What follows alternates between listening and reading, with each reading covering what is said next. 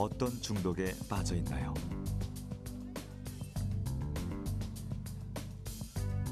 이 질문에 잠시라도 고민한 사람이라면 의심해 볼 필요가 있습니다. 중독. 과연 무엇이 중독이고 우리는 왜 중독에 빠지는 걸까요? 혹시 우리가 살고 있는 이 시대에 무언가에 중독되어야 하는 이유가 존재하는 것 아닐까요? 당신에게 꼭 들려주고 싶은 중독 이야기. 지금 시작합니다.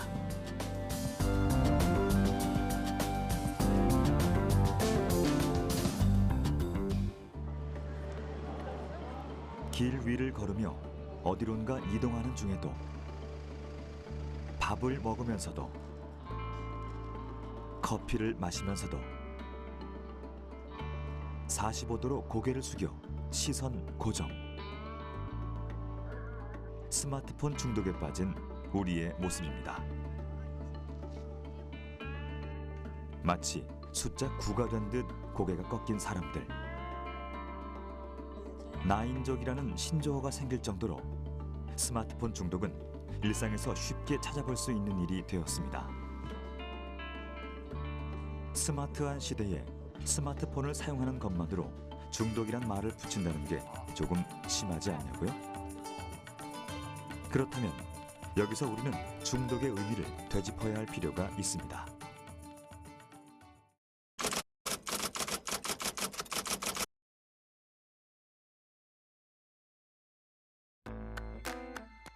중독의 의미는 사전적으로 독으로 지칭되는 유해 물질에 의한 신체 증상, 혹은 알코올, 마약 등의 약물 남용에 의한 정신적 중독으로 정의합니다.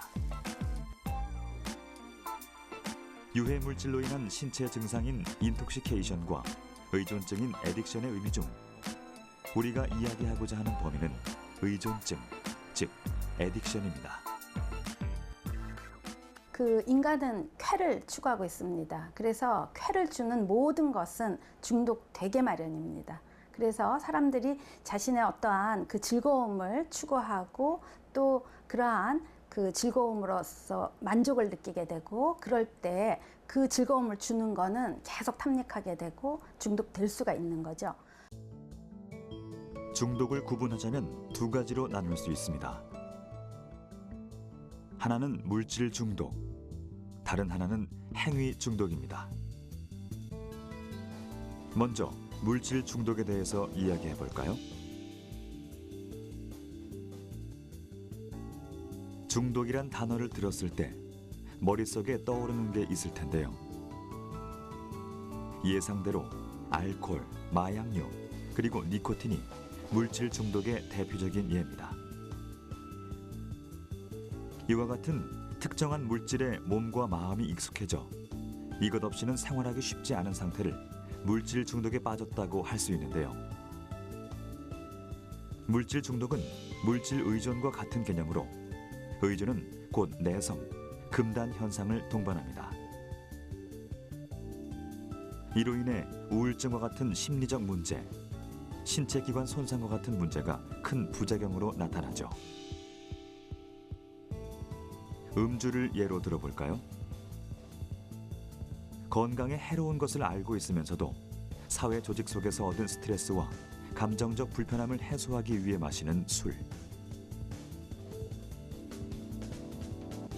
특히 우리나라의 음주 문화는 빨리 마시고 많이 마시고 또 섞어 마시는 걸 권할 때가 많습니다.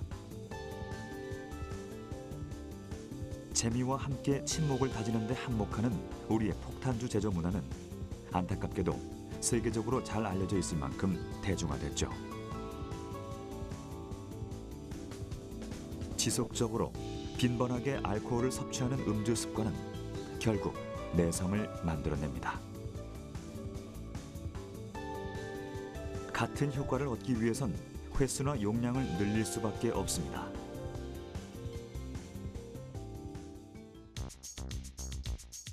세계보건기구에서 제시한 고위험 음주량 기준에 따르면 순수 알코올 양으로 일회 평균 남자는 60g, 여자는 40g 이상을 마시면 고위험 음주군에 속합니다. 17도 소주로 환산하면 남자는 9잔, 여자는 6잔이 고위험 음주의 기준이 되는데요. 최근 5년간 통계를 보면 우리나라 고위험 음주자의 수는 2012년 66%, 2013년 83%까지 증가하다가 2016년 상반기에 58%로 줄어들었습니다. 2013년 이후 고위험 음주군의 수가 감소했다고 해서 안심하기엔 아직 이릅니다. 20대 고위험 음주 비율이 65%로 다른 연령대보다 높다는 것이 여전히 심각성을 나타내고 있는데요. 이처럼 알코올을 남용한다고 해서 그들 모두가 중독됐다라고 할 수는 없습니다. 다만 술을 마시는 누구나 어떤 이유에서든 알코올에 의존하기 시작한다면 이미 중독에 노출돼 있다는 것입니다. 물질 중독의 기준이 어떤 물질을 갈망하고 의존하며 내성이 생겨 일상생활에 지장을 초래하는 것이라면 중독의 또 다른 종류는 어떨까요? 최근엔 물질에 관한 중독과 함께 행위 중독이 대두되고 있는데요. 행위 중독이란 말 그대로 특정 행위에 중독된 것입니다. 모든 행동에는 목적이 있거든요. 예를 들어서 내가 아침마다 조깅을 한다라고 할 때는 뭔가 건강을 유지하겠다는 목적이 있는데, 그렇다면 이제 그 조깅을 계속 할지 말지는 내가 그 목적에 부합되게 계속 그 행동을 할 거냐 말 거냐의 차이인데, 내가 오히려 조깅을 하고 있는데 건강이 좋아지지도 않고 오히려 관절도 다치고 여기저기가 더 아픈데 어떤 순간적인 어떤 감각을 쫓기 위해서 계속 그 운동을 하는 거가 이제 중독이 되는 거죠. 그러니까 어떤 행동이 그 원래 목적과는 상관없이 그냥 어떤 순간적인 감각을 쫓기 위해서 하는 것, 그걸 이제 우리가 행위 중독이라고 할 수 있죠. 마음에 쏙 들어서 점찍어 놓았던 물건을 손에 넣었을 때, 어려운 게임에서 연패를 기록하다가 결국 첫 승리를 거머쥐었을 때, 먹고 싶었던 달콤한 디저트를 입안 가득 넣었을 때, 우리는 즐거움을 넘어 짜릿한 쾌감을 느낍니다. 이와 같은 현상은 신경 전달 물질인 도파민의 분비가 촉진되며 두뇌의 쾌감 중추가 자극되기 때문인데요. 도파민이란 감정을 조절하고 활력과 쾌감을 만들어내는 뇌 호르몬으로 기억, 인지 기능, 운동 조절에도 관여하는 물질입니다. 즉, 쾌감과 중독은 도파민이라는 뇌 호르몬과 밀접한 관계가 있는데요. 우리의 두뇌는 이렇게 처음의 자극을 기억하고 반복해서 느끼려는 욕구를 만들어냅니다. 각인된 즐거움, 그 기대되는 보상을 얻기 위해 끊임없이 반복하는 행동, 그것이 바로 행위 중독의 메커니즘입니다. 이제 우리 뇌는 최소의 효과로, 최소의 비용으로 이제 최대 효과를 얻고자 하는 이제 어떤 그런 습성이 있죠. 그러다 보니까 내가 아주 간단한 행동을 가지고도 즐거움을 느낄 수 있으면 이제 그거를 이제 추구하게 되는데, 특별히 그 즐거움이 어떤 긴장과 이완이라는 요소를 갖고 있으면 더 그 감각에 이렇게 좀 몰입을 하게 돼요. 예를 들어서 제일 대표적인 게 도박인데, 이제 빠찡코는 아주 단순한 행동이잖아요. 근데 그 단순한 행동을 계속 반복하다 보면 어떤 순간적으로 큰 이득을 볼 수가 있기 때문에 이제 그걸 계속 반복하게 되고, 또 그 행동에 이제 긴장과 이완되는 요소가 있어요. 예를 들어서 뭔가를 딱 당겼을 때 두두두두 돌아가는 동안에 이제 긴장을 하고 있다가 결과가 딱 나왔을 때 하고 이제 이완되는 그 사이클에 어떻게 보면 아주 말초적인 감각인데, 그 감각에 계속 이제 중독이 되는 거죠. 다시 스마트폰 중독 이야기로 돌아가 볼까요? 스마트폰에 빠진 이들을 지칭하는 별명은 나인족에 이어 또 있습니다. 스몬비족. 스마트폰과 좀비의 합성어로 손과 시선은 휴대폰에 고정한 채 되살아난 시체처럼 느릿느릿 거리를 걷는 사람들을 묘사한 신조어인데요. 그 이름대로 이들은 충돌 사고에도 무방비로 노출돼 있는 셈입니다.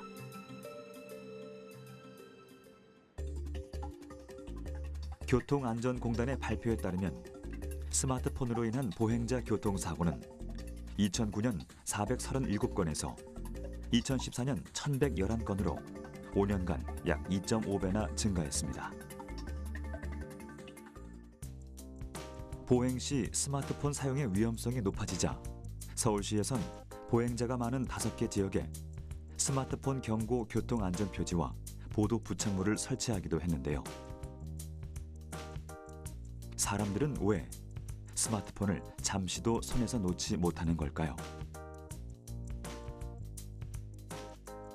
그 이유를 몇 가지 짚어보겠습니다. 먼저 인터넷으로 연결된 소통의 장, 소셜 네트워크를 들 수 있는데요.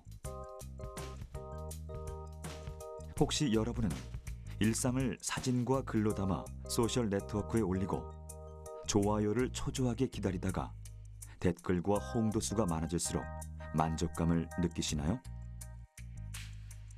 그리고 그 즐거움을 다시 얻기 위해 소셜 네트워크에 올릴 사진 찍기에 열중하고 있나요?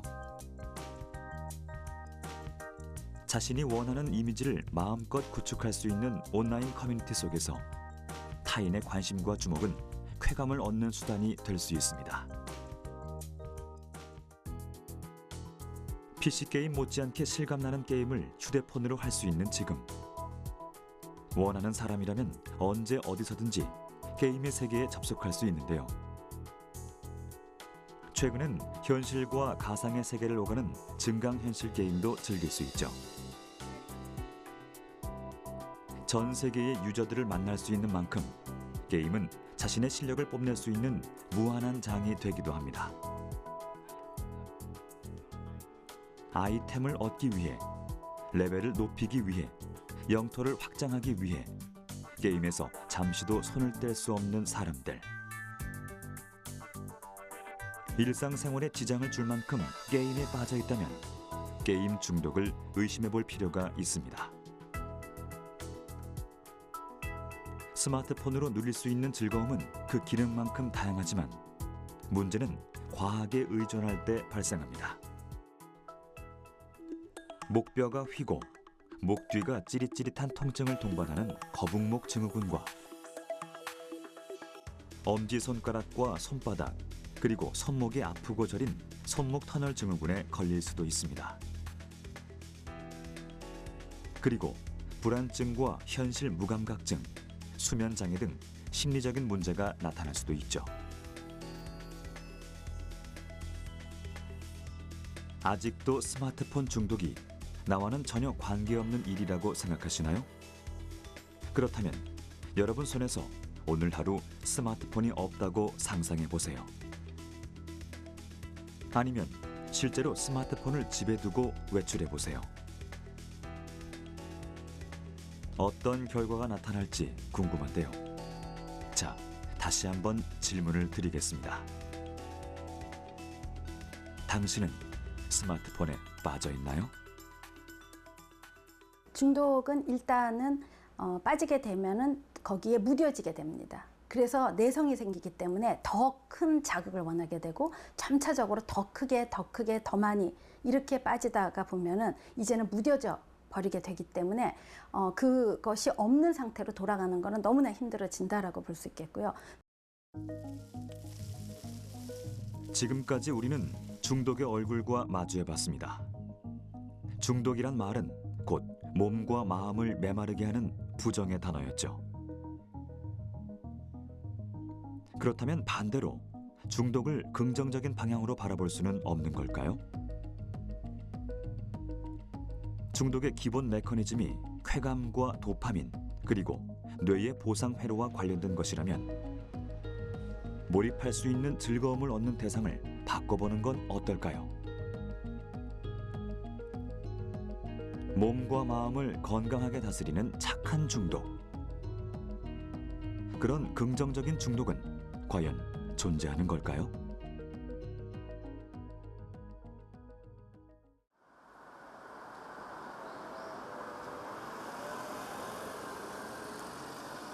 답을 찾기 위해 나선 곳은 서울 성동구의 한 아파트.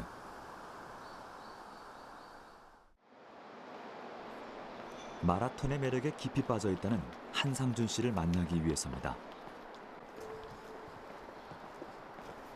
IT 계열 회사에서 20년 넘게 몸담고 있는 그는 2006년 마라톤을 시작한 후 11년째 달리는 즐거움을 이어가고 있는데요.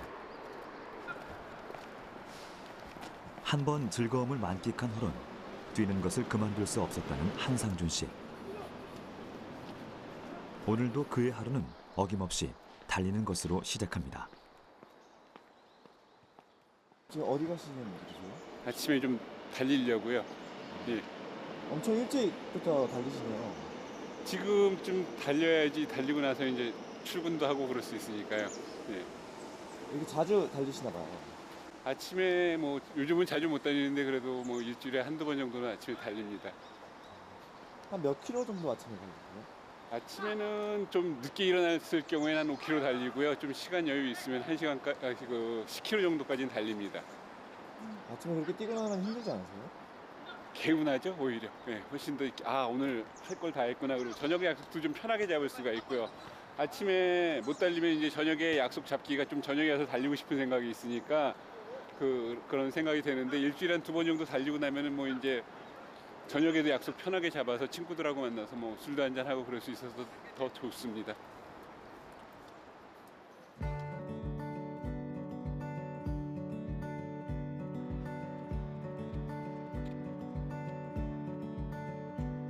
집 앞 중랑천변은 그의 헬스장과 다름없습니다. 트레드밀 위에서 뛰는 것보다 눈앞에 펼쳐진 자연을 감상하며 달리는 게 더 좋다는 한상준 씨. 한 번 달리기 시작하면 10에서 20km는 기본이라고 하는데요. 이렇다 보니 한 달에 뛰는 거리만 약 200km. 이제는 이러한 일상이 당연한 삶이 됐습니다. 이렇게 오랫동안 이제 마라톤 하시는 이유가 있으신가요? 일단 그 체중도 많이 빠졌고 그리고 이 달리고 나면은 굉장히 개운하다고 할까요? 기분이 좋아져요, 하루 종일. 그리고 내가 뭔가를 계속 하고 있다는 생각도 들고요. 그래서 운동이 좋아가지고서 계속 하고 있습니다.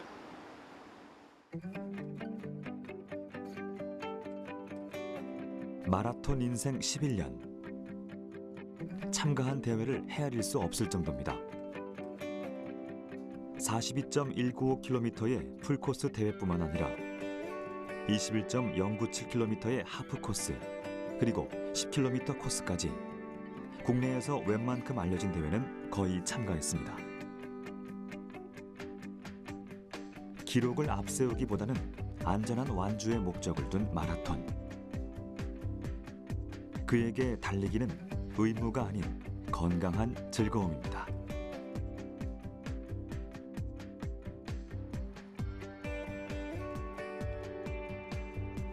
이런 그에게도 처음부터 달리기가 익숙했던 것은 아닙니다.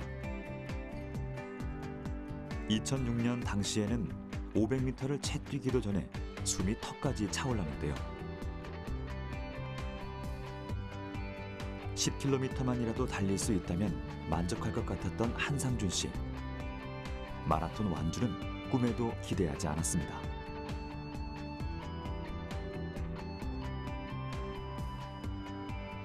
하지만 해를 거듭하며 자신을 단련한 결과 풀코스 12회 완주라는 결실을 얻었는데요. 10년이 넘는 시간 동안 달린 거리만 무려 약 2만 킬로미터. 서울과 부산의 거리와 비교한다면 왕복 23번, 지구 반바퀴를 오직 2다리로 달린 셈입니다. 이만하면 마라톤에 중독됐다고 해도 과언이 아니겠죠.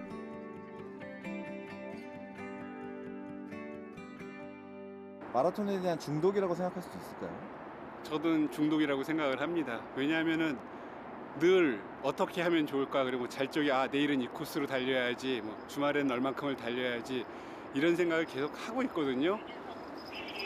그런 거 보면은 중독은 중독이라고 생각을 합니다.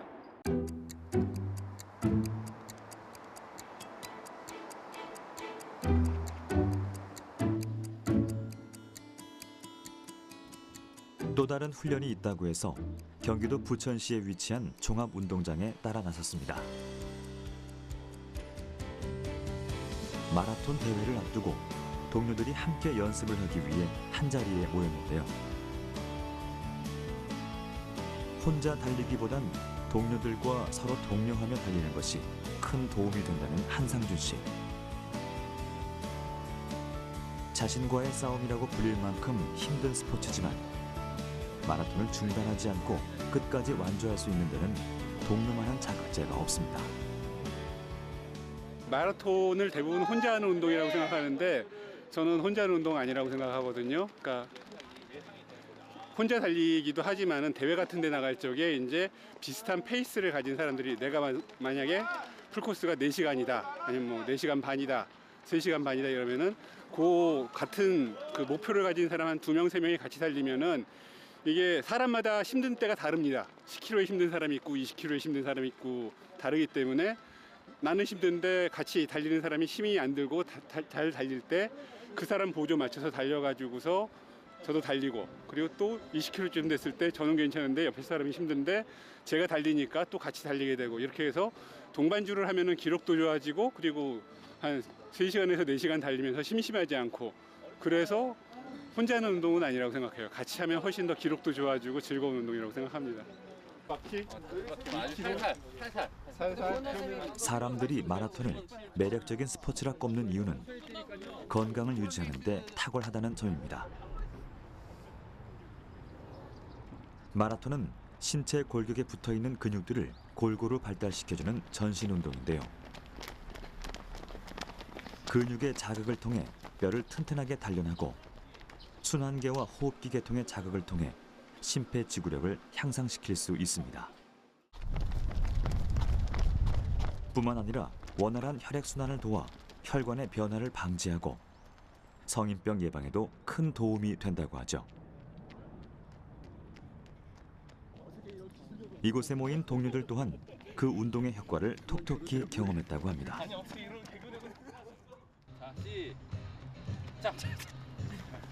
사람들이 달려야만 하는 이유.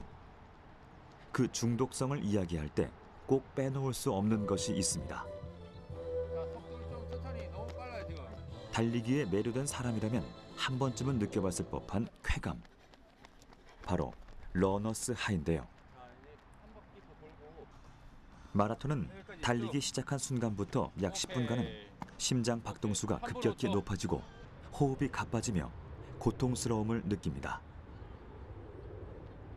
하지만 이 고비를 넘겨 30분 이상이 되면 몸이 순간적으로 가벼워지고 머리가 맑아지면서 기분이 상쾌해지는 현상을 느끼게 되는데요. 이것이 바로 러너스 하이. 자, 고고고. 이 의식 상태는 약물을 투약했을 때 4분 27초. 중추신경계의 영역에서 발현되는 메커니즘과 유사하다고 할 만큼 그 중독성이 매우 강한 것으로 알려져 있습니다. 입상해서 돈 좀 벌 수 있어요. 각인된 즐거움을 반복하려는 현상. 페이스가 3분이니까. 한상준 씨는 바로 이러한 쾌감을 신체를 혹사시키는 부정적인 방향이 아닌 몸과 마음을 건강하게 다스리는 착한 중독으로 이끌었습니다. 더 안 달려? 아니 3km 딱 됐어. 내일 달릴 거잖아. 춤마도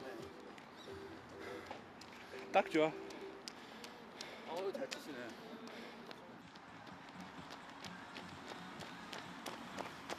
그가 마라톤을 그만둘 수 없는 이유는 한 가지 더 있습니다.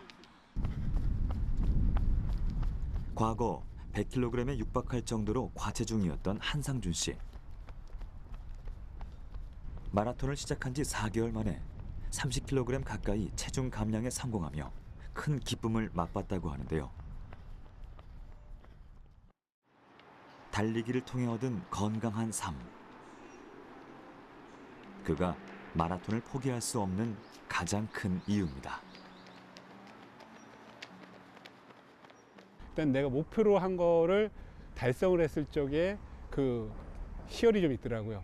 그다음에 이제 2kg가 이제 4kg가 되고 그다음에 10kg가 되고 그러면은 이제 처음에 이제는 그 풀코스를 42.195를 달릴 생각은 없었고 그냥 한 10km까지만 달성을 하면은 그 목표가 달성한 거라고 생각을 했는데 달리다 보니까 이게 그 뭐라고 그럴까요? 약간 그 쾌감 같은 게 있더라고요. 이렇게 달리고 10km를 딱 달리고 왔을 적에 온몸에 힘이 쫙 빠지고 땀이 나면서 그 기분이 하루 종일 좋아요. 네. 이게 뭔가 이렇게 몸에서 스트레스가 해소가 되고 그러는 건지 기분이 좋기 때문에 아침에 그 당시는 이제 그 처음에 마라톤을 할 적에는 출근하기 전에 아침에 한 5km씩 계속해서 매일매일 달렸으니까 달리고 나면 하루가 즐겁더라고요. 그래서 그런 면에서 계속해서 마라톤을 하게 되고 점점 거리가 늘어나게 되고 그랬던 것 같습니다. 아이씨, 재미없네. 10년 전 마라톤을 시작하지 않았더라면 느끼지 못했을 성취감. 재미없네. 이변이 없는 한 평생 달리고 싶다는 한상준 씨에게 마라톤은 그 어느 보상보다도 강렬한 즐거움을 선사하는 긍정적 중독이 될 것입니다. 파이팅 한번 하겠습니다. 마스 1타 파이팅! 파이팅! 고맙습니다. 수고하셨습니다. 그 굉장히 즐거움을 주거든요, 저한테. 아, 달리고 나면은 이게 어떻게 보면 이제 그 알코올을 중독된 사람들이 술을 마시고 나면 즐겁듯이 달리고 나면은 아, 오늘 내가 10km 달렸으니까 오늘 운동은 했어. 오늘 해야 되는 일 중에 큰 거 하나는 한 거야. 이런 생각을 하게 되기 때문에 그런 면에서 중독이라고 생각을 합니다, 저도. 나쁜 게 아니잖아요. 운동을 하고서 내가 달리면 달릴수록 그리고 약간의 그 평소에 그 어제보다 조금 더 빨리 달리면서 기록을 단축하고 더 힘들고 그런데 그게 더 즐겁단 말이죠. 그런 면에서 굉장히 긍정적인 중독이고 그 몸에 좋은 중독이라고 생각을 합니다.